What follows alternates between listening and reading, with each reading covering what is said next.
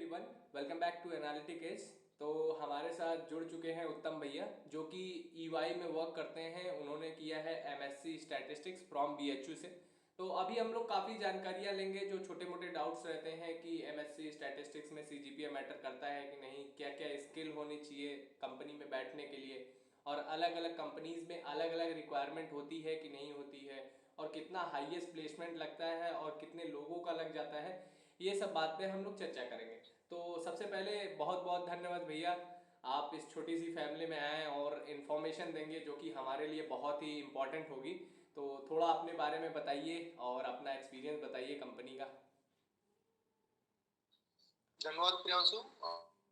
आपने मुझे अपने YouTube चैनल में बुलाया। थैंक यू भैया। तो मेरा नाम उत्तम श्रीवास्तव है और मैं बीएचयू से बीएससी एमएससी स्टैटिस्टिक्स किया हूँ और अभी हाल में ईवाई में एज एसोसिएट कंसल्टेंट कार्यरत हूँ। तो भैया, अभी जैसे बीएससी लोग करते हैं स्टैट से, तो बीएससी के बाद बहुत सारे ऑप्शंस होते हैं, जैसे आईआईटी जैम का हो गया या फिर गवर्नमेंट जॉब की प्रिपरेशन हो गई। तो मतलब आप इन दोनों के लिए ट्राई किए हैं या फिर डायरेक्ट एमएससी स्टैटिस्टिक्स में एडमिशन ले लिए हैं?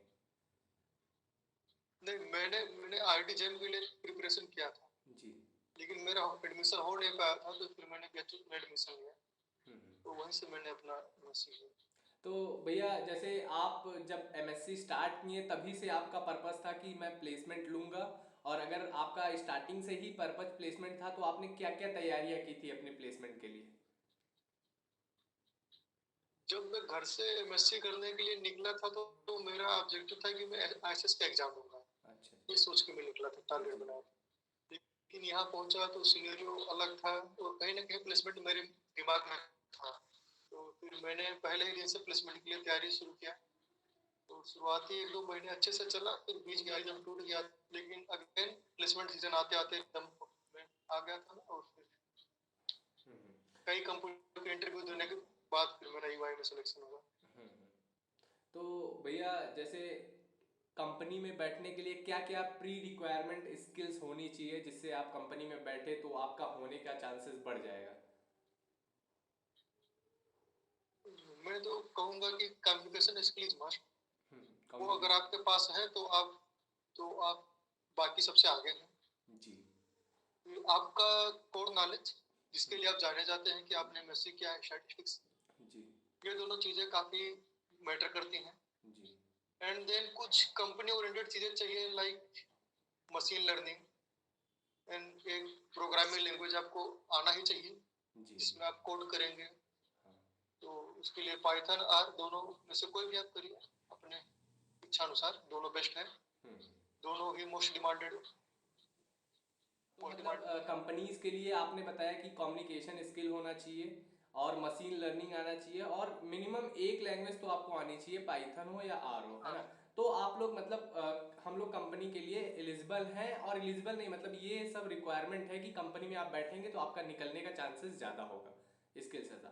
और आपने एक बहुत इंपॉर्टेंट बात बताई कि कोर का नॉलेज हमें प्रॉपरली होना चाहिए, मतलब जो क्लासेस में पढ़ाए जा रहे हैं उसका नॉलेज हमको बढ़िया से रखना चाहिए, जो कि कंपनी कंपनी में काम आएगा, है ना भैया?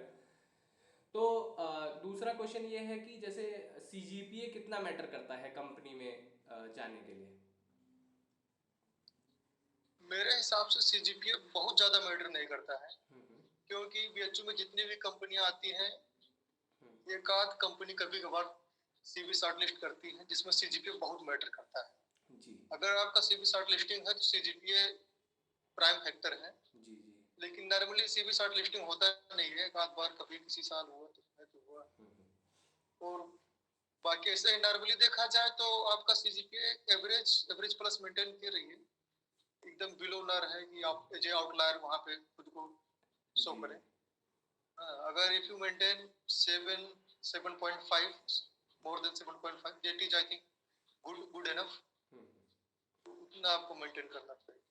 तो भैया, जैसे अलग अलग कंपनियां आती हैं, जैसे डिलॉयट होगी, एक्सेंचर होगी, ऐसी ढेर सारी कंपनियां आती है, तो अलग अलग कंपनियों के लिए अलग अलग रिक्वायरमेंट होती है, या फिर एक कोई हम लोग बेसिक कुछ चीजें पढ़ लें जो कि हर कंपनी में काम आ जाए, ऐसा होता है? डेफिनेटली अलग अलग कंपनियों के लिए अलग अलग रिक्वायरमेंट होता है, क्योंकि डिपेंड करता है उनका डोमेन क्या है। हम्म। लाइक कुछ फार्मा की कंपनीज आती हैं, कुछ जी कंसल्टिंग्स आते हैं, कुछ एआई बेस्ड आते हैं। जी जी। तो डिपेंड करता है कि कंपनी क्या है, लेकिन फिर भी कुछ कॉमन चीजें हैं जो हर एक कंपनी में काम आता है। लाइक जैसे मैं भी मेंशन किया था, आपका कोर नॉलेज, जी जी क्योंकि जो भी कंपनी आ रही है वो जानती है कि आप एमएससी स्टैटिस्टिक्स कर रहे हैं, मतलब स्टैटिस्टिकल नॉलेज आपके पास होगा। जी तो वो उसी के लिए आ रही है, तो कम से कम वो तो आपको एग्जिबिट करना ही पड़ेगा कि आई हैव दिस नॉलेज, जी। Core knowledge. And then language is must, programming language is must, hmm, because without programming language you can't do anything. बिल्कुल You बिल्कुल can't handle with data. So बिल्कुल। programming language is must, at least one programming language. And then machine learning, that is most common thing among the all हो countries, बिल्कुल बिल्कुल। companies, sorry, companies. मतलब हमारे लिए So जो है, जो कॉमन सभी कंपनियों में यूज हो पाएगा वो यही है कि हमारा कोर का नॉलेज हो, एक कोई प्रोग्रामिंग लैंग्वेज हो, मशीन लर्निंग हो और कम्युनिकेशन स्किल बढ़िया हो। communication is हाँ, ये सब सभी कंपनियों में आपका काम आ जाएगा। बाकी कुछ रिक्वायरमेंट जैसे सब में। एप्टीट्यूड में अलग अलग चीज़ें हो सकती है ना, ये कि अलग कोई रेटिंग एप्टीट्यूड कराता है, कोई ऑब्जेक्टिव करा देता है, तो इस प्रकार से होता है। तो भैया इंटर्नशिप के बारे में कुछ बताइए कि यहाँ पे इंटर्नशिप का कैसा है, मतलब किस प्रकार से इंटर्नशिप का सिनारियो चलता है यहाँ पे, कैसा रहता है, मिलता है सबको कि नहीं मिलता है, ये थोड़ा बताइए इसके बारे में। जहाँ तक मैं जानता हूँ बीएचयू में डिपार्टमेंट ऑफ स्टैटिस्टिक्स अपने बच्चों को इंटर्नशिप के लिए प्रमोट नहीं करता। जी। They don't allow to participate in any internship during the academics. तो अगर आप ऑनलाइन कुछ कर सकते हैं तो कर लीजिए अपने तक ही, लेकिन अगर आप डिपार्टमेंट के थ्रू जाना चाहते हैं तो डिपार्टमेंट डज नॉट प्रमोट तो एनीथिंग लाइक अभी दिस। अभी के हिसाब से आरबीआई आई हुई है, तो वो दिसंबर तक फॉर्म फिल किया जाएगा, तो ऐसे हम लोग अपने से पार्टिसिपेट कर सकते हैं उसमें, अगर बुलाया जाएगा कर तो हम जा सकते हैं। सकते हैं। ऐसा एकेडमिक नहीं है कि कंपनी आएगी कॉलेज के थ्रू हमें ले जाएगी, ऐसा कुछ सिनारियो यहाँ पे नहीं है। एक आध आती है कंपनियां, लाइक एक एक्सेंचर हो गई, हाँ हाँ। एक आध कंपनियां आती हैं, लेकिन यही है अगर वेकेशन है तो वेकेशन में आप जा सकते हैं, समर वेकेशन। बिल्कुल बिल्कुल लेकिन कम डिपार्टमेंट आपको नहीं जाने देगा, क्योंकि वो आपको इंटर्नशिप से ज्यादा अपने कोर नॉलेज पे फोकस कराना चाहता है। बिल्कुल बिल्कुल। तो भैया एक और मेरा क्वेश्चन था कि जैसे आप एमएससी करने के बाद कंपनी ज्वाइन किए हैं, तो बहुत लोग का ये होता है कि जो मतलब आप आपसे ही मैं आपका पॉइंट ऑफ व्यू लेना चाहूँगा, मतलब ये जरूरी नहीं कि फॉर एवरी हो, लेकिन आपका पॉइंट ऑफ व्यू मैं लेना चाहूँगा कि आपको कंपनी ज़्यादा सही लगता है कि या फिर पीएचडी करना ज़्यादा सही लगता है या फिर किसी गवर्नमेंट जॉब की तैयारी करना सही लगता है आफ्टर एमएससी स्टैटिस्टिक्स, आपके अकॉर्डिंग क्या सही है? मेरे हिसाब से तो मैं कहना चाहूंगा कि डिपेंड करता है कि उस वो बंदा क्या चाहता है। बिल्कुल क्योंकि ठीक है अगर आप कारपोरेट में आते हैं लाखों रुपया कमाएंगे, बिल्कुल आप बिल्कुल सब हर कोई जानता है। बिल्कुल बिल्कुल लेकिन अगर आप ये काम नहीं पसंद करते हैं, इस तरह का जिंदगी नहीं पसंद करते हैं, तो लाखों रुपये का कोई वैल्यू नहीं है। बिल्कुल बिल्कुल। तो डिपेंड करता है, कुछ होते हैं जो टीचिंग के लिए इंटरेस्टेड होते हैं, उन्हें बच्चों को पढ़ाना अच्छा लगता है, नॉलेज शेयर करना अच्छा लगता है, तो उनके लिए डेफिनेटली पीएचडी करें और प्रोफेसर बने कहीं अच्छी जगह में। बिल्कुल मैं उनके बिल्कुल। लिए सजेस्ट करना चाहूंगा। कुछ लोगों का गवर्नमेंट फैमिली प्रेशर रहता है कि गवर्नमेंट जॉब चाहिए, हाँ हाँ बिल्कुल तो रहता है भैया, बिल्कुल रहता है। गवर्नमेंट में ट्राई करना चाहिए। लेकिन मैं ये कहना चाहूंगा कि अगर आपका किसी में नहीं होता है तो ये मत सोचिए, डिप्रेशन में जाने का जैसे कोई आवश्यकता नहीं है। बिल्कुल बिल्कुल आपका गवर्नमेंट नहीं हुआ, प्राइवेट में, प्राइवेट नहीं हुआ, कुछ और है, बहुत सारे अपॉर्चुनिटीज हैं। बिल्कुल तो बिल्कुल, बस वर्क करते आप रहना चाहिए जिंदगी हमें। तो भैया एक मुझे क्वेश्चन ये है कि जैसे आप क्या सजेशन देना चाहेंगे, अगर जैसे कोई पर्टिकुलरली अब उसको कंपनी में बैठना है, कोई एक स्टूडेंट आया एमएससी फर्स्ट ईयर में, अब उसका पर्पस क्लियर है कि उसको कंपनी में ही बैठना है, तो आप क्या की पॉइंट्स बताना चाहेंगे जिसको उसे अवॉइड करना चाहिए, और कुछ ऐसे पॉइंट्स बताइए जिसको उसे लेके चलना चाहिए जब तक कंपनी में प्लेस ना हो जाए। कुछ पॉइंट्स आप बता दीजिए अपने अकॉर्डिंग। जो मेरे हिसाब से जो की पॉइंट्स हैं, उसमें सबसे ज्यादा जो इम्पोर्टेंट चीज है वो है कि निगेटिविटी लेके नहीं चलना है। आपको पूरे प्लेसमेंट के दौरान पॉजिटिव माइंडसेट के साथ रहना बिल्कुल है। आइदर आप किसी कंपनी में सेलेक्ट होते हैं या नहीं, जब तक आपका प्लेसमेंट चल रहा है, बिल्कुल। पूरे प्लेसमेंट के दौरान आपको हमेशा पॉजिटिव माइंड के साथ ही रहना है। ये सबसे ज्यादा इम्पोर्टेंट है मेरे हिसाब से। और भैया जैसे कंपनीज में क्या होता है कि वहाँ पे ऑप्शन दिया जाता है कि आप हिंदी में भी बोल सकते हैं, इंग्लिश में भी बोल सकते हैं, तो आपको क्या चूज करना चाहिए, ऐसा कि हिंदी में अगर बोलना है कि आप जिस जिस लैंग्वेज में कंफर्टेबल है उस लैंग्वेज में बोले, तो हमें हिंदी चूज करना चाहिए या नहीं, हमें इंग्लिश में ही बोलना चाहिए? ये मैं एक क्वेश्चन पूछना चाहूंगा आपसे। मैं तो सजेस्ट करूंगा इंग्लिश के लिए, क्योंकि हो सकता है कोई पर्टिकुलर कंपनी आपको ऑप्शन दे हिंदी के लिए, हम्म। लेकिन अगर आप कारपोरेट जॉब में हैं तो आपका इंग्लिश के बगैर काम नहीं चलेगा। बिल्कुल बिल्कुल, मतलब And if you once you get selected inside the company, you can speak in English or any in your native language. Like here in Kolkata, people are speaking in Bengali. But to get selection in a company, English is must. So I would suggest everyone to learn English. बिल्कुल Speaking. तो अभी हमारे इस पूरे जो scenario में हमें ये पता चला कि अगर आपको कंपनी में पार्टिसिपेट करना है तो एक लैंग्वेज और मशीन लर्निंग के साथ कम्युनिकेशन स्किल और स्टैटिस्टिक्स तो मस्ट है कंपनी में सिलेक्शन लेने के लिए, है ना? और कुछ प्रिकॉशंस जो हमें यूज़ करना है कि जैसे हम लोग कंपनी में अगर बैठ रहे हैं, एक कंपनी में नहीं होता तो प्रेशराइज नहीं करना है, डिप्रेशन में नहीं जाना है, हमें दूसरी कंपनी के लिए बहुत ही उसी पावर इंटेंशन के साथ अगली कंपनी में भी बैठना है।